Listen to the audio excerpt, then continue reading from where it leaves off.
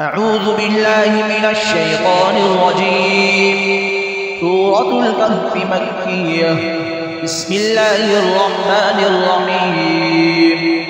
الحمد لله الذي أنزل على عبده الكتاب ولم يجعل له عوجا قيما لينذر بأسا شديدا من لدنه ويبشر المؤمنين الذين يعملون الصالحات أن لهم أجرا حسنا ماكثين فيه أبدا وينذر الذين قالوا اتخذ الله ولدا ما لهم به من علم ولا لآبائهم كبرت كلمة تخرج من أفواههم إن يقولون إلا كذبا فلعلك باخع نفسك على آثارهم إن لم يؤمنوا بهذا الحديث أسفا إنا جعلنا ما على الأرض زينة لها لنبلوهم أيهم أحسن عملا وإنا لجاعلون ما عليها صعيدا جرزا أم حسبت أن أصحاب الكهف والرقيم كانوا من آياتنا عجبا إذ أوى الفتية إلى الكهف فقالوا ربنا آتنا من لدنك رحمة وهيئ لنا من أمرنا رشدا فضربنا على آذانهم في الكهف سنين عددا ثم بعثناهم لنعلم أي الحزبين أحصى لما لبثوا أمدا نحن نقص عليك نبأهم بالحق إنهم فتية آمنوا بربهم وزدناهم هدى وربطنا على قلوبهم إذ قاموا فقالوا ربنا رب السماوات والأرض لن ندعو من دونه إلها لقد قلنا إذا شططا هؤلاء قومنا اتخذوا من دونه آلهة لولا يأتون عليهم بسلطان بين فمن أظلم ممن افترى على الله كذبا وإذ اعتزلتموهم وما يعبدون إلا الله فاهدوا إلى الكهف ينشر لكم ربكم من رحمته ويهيئ لكم من أمركم مرفقا وترى الشمس إذا طلعت تزاور عن كهفهم ذات اليمين وإذا غربت تقرضهم ذات الشمال وهم في فجوة منه ذلك من آيات الله من يهد الله فهو المهتد ومن يضلل فلن تجد له وليا مرشدا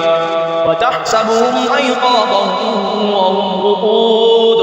ونقلبهم ذات اليمين وذات الشمال وكلبهم باسط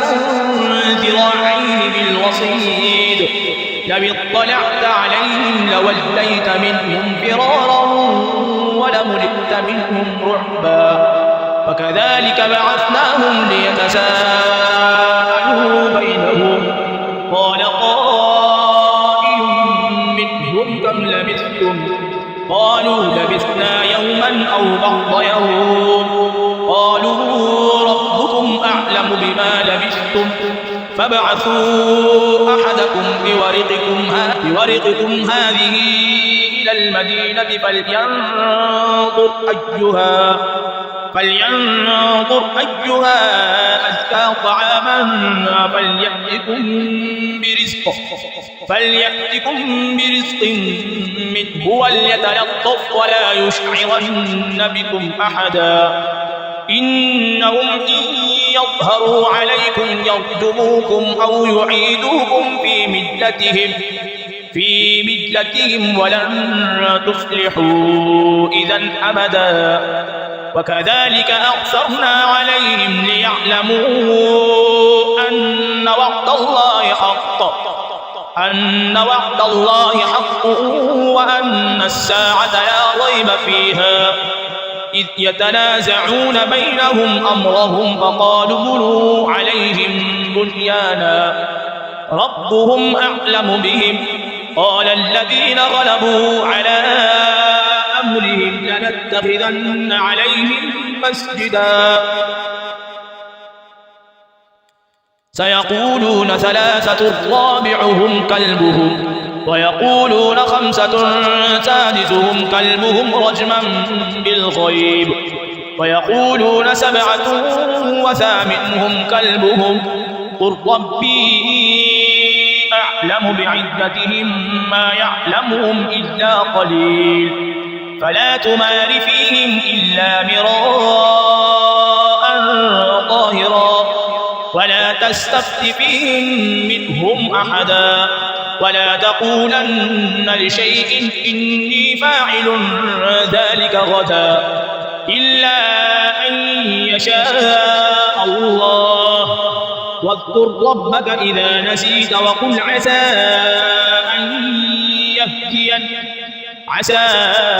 أن يهديني ربي لأقرب من هذا رشدا ولبثوا في كهفهم 300 سنين وازدادوا 9 قل الله أعلم بما لبثوا له غيب السماوات والأرض أبصر به وأسمع ما لهم من دونه من ولي ولا يشرك في حكمه أحدا واتل ما أوحي إليك من كتاب ربك لا مبدل لكلماته ولن تجد من دونه ملتحدا واصبر نفسك مع الذين يدعون ربهم بالغداة والعشي يريدون وجهه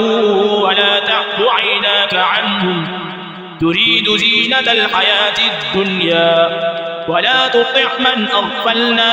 قلبه عن ذكرنا واتبع هواه وكان أمره فرطا فقل الحق من ربكم فمن شاء فليؤمن ومن شاء فليكفر إنا أعتدنا للظالمين نارا أحاط بهم سرادقها وإن يستغيثوا يغاثوا بماء كالمهل يشفي الوجوه بئس الشراب وساءت مرتفقا إن الذين آمنوا وعملوا الصالحات إنا لا نضيع أجر من أحسن عملا أولئك لهم جنات عدن تجري من تحتهم الأنهار يحلون فيها من أساور من ذهب ويلبسون ثيابا خضرا من سندس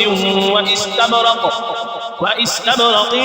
متكئين فيها على الأرائك نعم الثواب وحسنت مرتفقا واضرب لهم مثل الرجلين جعلنا لأحدهما جنتين من أعناب وحففناهما بنخل وجعلنا بينهما زرعا كلتا الجنتين آتت أكلها ولم تظلم منه شيئا ولم تظلم منه شيئا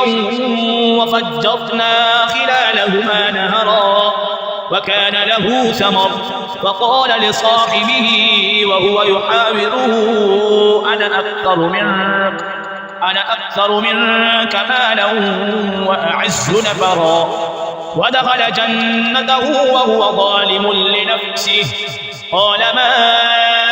أظن أن تبيد هذه أبدا وما أظن الساعة قائمة ولئن رددت إلى ربي لأجدن خيرا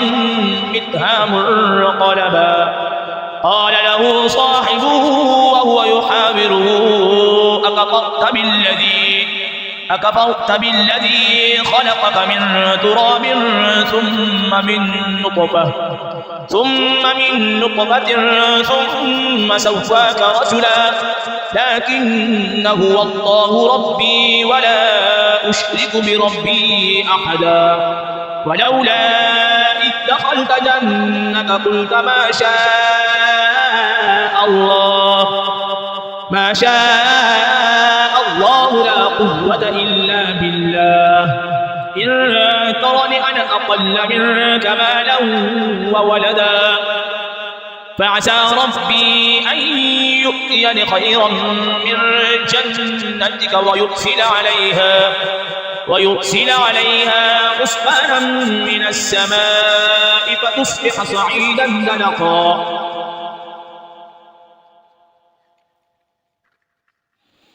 أو يصبح ماؤها غورا فلن تستطيع له طلبا وأحيط بثمره فأصبح يقلب كفيه على ما أنفق فيها وهي خاوية على عروشها ويقول يا ليتني لم أشرك بربي أحدا ولم تكن له فئة ينصرونه من دون الله وما كان منتصرا هنالك الولاية لله الحق هو خير ثوابا وخير عقبا واضرب لهم مثل الحياة الدنيا كماء أنزلناه من السماء فاختلط به نبات الأرض فأصبح هشيما تذروه الرياح وكان الله على كل شيء مقتدرا المال والبنون زينة الحياة الدنيا والباقيات الصالحات خير عند ربك ثوابا وخير أملا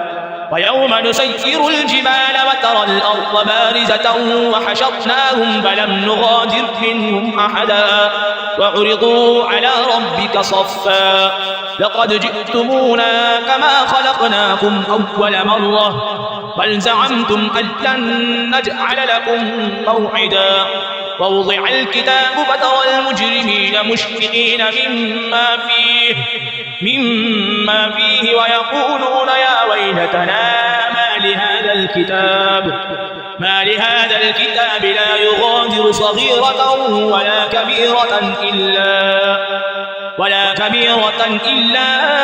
أحصاها ووجدوا ما عملوا حاضرا ولا يظلم ربك أحدا وإذ قلنا للملائكة اسجدوا لآدم فسجدوا إلا إبليس كان من الجن ففسق عن أمر ربه أفتتخذونه وذريته أولياء من دوني وهم لكم عدو بئس للظالمين بدلا ما أشهدتهم خلق السماوات والأرض ولا خلق أنفسهم وما كنت متخذ المضلين عضدا ويوم يقول نادوا شركائي الذين زعمتم فدعوهم فلم يستجيبوا لهم وجعلنا بينهم موبقا ورأى المجرمون النار فظنوا أنهم مواقعوها ولم يجدوا عنها مصرفا ولقد صرفنا في هذا القرآن للناس من كل مثل وكان الإنسان أكثر شيء جدلا وما منع الناس أن يؤمنوا إذ جاءهم الهدى ويستغفروا ربهم إلا أن تأتيهم سنة الأولين أو يأتيهم العذاب قبلا وما نرسل المرسلين إلا مبشرين ومنذرين ويجادل الذين كفروا بالباطل ليدحضوا به الحق واتخذوا آياتي وما أنذروا هزوا ومن أظلم ممن ذكر بآيات ربه فأعرض عنها ونسي ما قدمت يداه إنا جعلنا على قلوبهم أكنة أن يفقهوا وفي آذانهم وقرا وإن تدعهم إلى الهدى فلن يهتدوا إذا أبدا وربك الغفور ذو الرحمة لو يؤاخذهم بما كسبوا لعجل لهم العذاب بل لهم موعد لن يجدوا من دونه موئلا وتلك القرى أهلكناهم لما ظلموا وجعلنا لمهلكهم موعدا وإذ قال موسى لفتاه لا أبرح حتى أبلغ مجمع البحرين أو أمضي حقبا فلما بلغا مجمع بينهما نسيا حوتهما فاتخذ سبيله في البحر سربا فلما جاوزا قال لفتاه آتنا غداءنا لقد لقينا من سفرنا هذا نصبا قال أرأيت إذ أوينا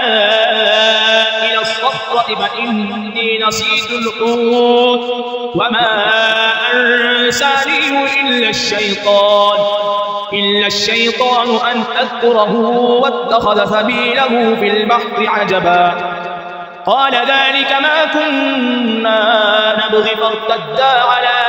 آثارهما قصصا فوجدا عبدا من عبادنا آتيناه رحمة من عندنا وعلمناه من لدنا علما قال له موسى هل أتبعك على أن تعلمني مما علمت رشدا قال إنك لن تستطيع معي صبرا فكيف تصبر على ما لم تحط به خبرا قال ستجدني إن شاء الله صابرا ولا أعصي لك أمرا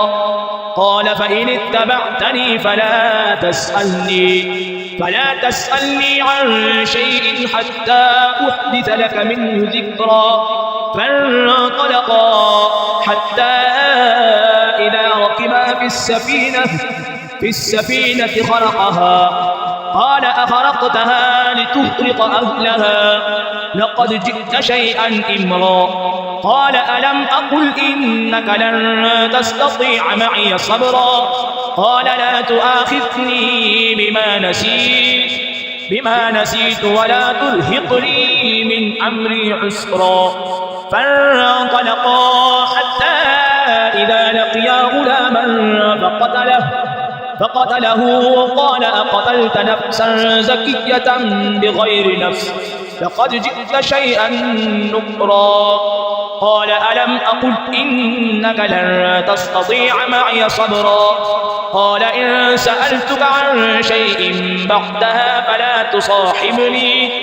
فلا تصاحبني قد بلغت من لدني عذرا. فانطلقا حتى إذا أتيا أهل قرية استطعما أهلها فأبوا أن يضيفوهما فوجد فيها جدارا يريد أن ينقض فأقامه. قال لو شئت لاتخذت عليه أجرا. قال هذا فراق بيني وبينك سأنبئك بتأويل ما لم تستطع عليه صبرا. أما السفينة فكانت لمساكين يعملون في البحر فأردت أن أعيبها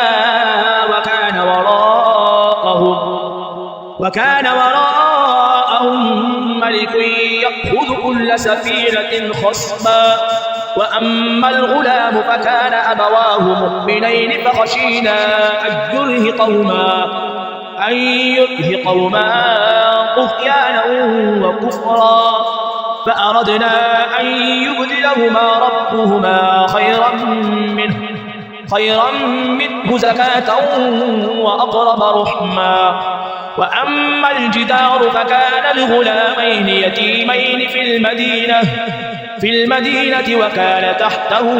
كنز لهما وكان أبوهما صالحا. فأراد ربك أن يبلغا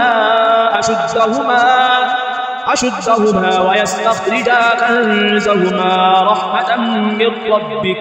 وما فعلته عن أمري ذلك تأويل ما لم تسطع عليه صبرا. ويسألونك عن ذي القرنين قل سأتلو عليكم منه ذكرا. إنا مكنا له في الأرض وآتيناه من كل شيء سببا. فأتبع سببا حتى إذا بلغ مغرب الشمس وجدها تغرب في عين حمئة ووجد عندها قوما. قلنا يا ذا القرنين إما أن تعذب وإما أن تتخذ فيهم حسنا. قال أما من ظلم فسوف نعذبه ثم يرد إلى ربه فيعذبه عذابا نكرا. وأما من آمن وعمل صالحا فله جزاء الحسنى وسنقول له من أمرنا يسرا. ثم أتبع سببا حتى إذا بلغ مطلع الشمس وجدها تطلع على قوم لم نجعل لهم من دونها سترا. كذلك وقد أحطنا بما لديه خبرا. ثم أتبع سببا حتى إذا بلغ بين السدين وجد من دونهما قوما لا يكادون يفقهون قولا. قالوا يا ذا القرنين إن يأجوج ومأجوج مفسدون في الأرض فهل نجعل لك خرجا على أن تجعل بيننا وبينهم سدا. قال ما مكني فيه ربي خير فأعينوني بقوة أجعل بينكم وبينهم ردما. آتوني زبر الحديد حتى إذا ساوى بين الصدفين قال انفخوا حتى إذا جعله نارا قال آتوني أفرغ عليه قطرا. فما استطاعوا أن يظهروا وما استطاعوا له نقبا. قال هذا رحمة من ربي فإذا جاء وعد ربي جعله دكا وكان وعد ربي حقا. وتركنا بعضهم يومئذ يموج في بعض ونفخ في الصور فجمعناهم جمعا. وعرضنا جهنم يومئذ للكافرين عرضا. الذين كانت أعينهم في غطاء عن ذكري وكانوا لا يستطيعون سمعا أفحسب الذين كفروا أن يتخذوا عبادي من دوني أولياء إنا أعتدنا جهنم للكافرين نزلا قل هل ننبئكم بالأخسرين أعمالا الذين ضل سعيهم في الحياة الدنيا وهم يحسبون أنهم يحسنون صنعا أولئك الذين كفروا بآيات ربهم ولقائه فحبطت أعمالهم فلا نقيم لهم يوم القيامة وزنا ذلك جزاؤهم جهنم بما كفروا واتخذوا آياتي ورسلي هزوا إن الذين آمنوا وعملوا الصالحات كانت لهم جنات الفردوس نزلا خالدين فيها لا يبغون عنها حولا قل لو كان البحر مدادا لكلمات ربي لنفد البحر قبل أن تنفد كلمات ربي ولو جئنا بمثله مددا قل إنما أنا بشر مثلكم يوحى إلي أنما إلهكم إله واحد فمن كان يرجو لقاء ربه فليعمل عملا صالحا ولا يشرك بعبادة ربه أحدا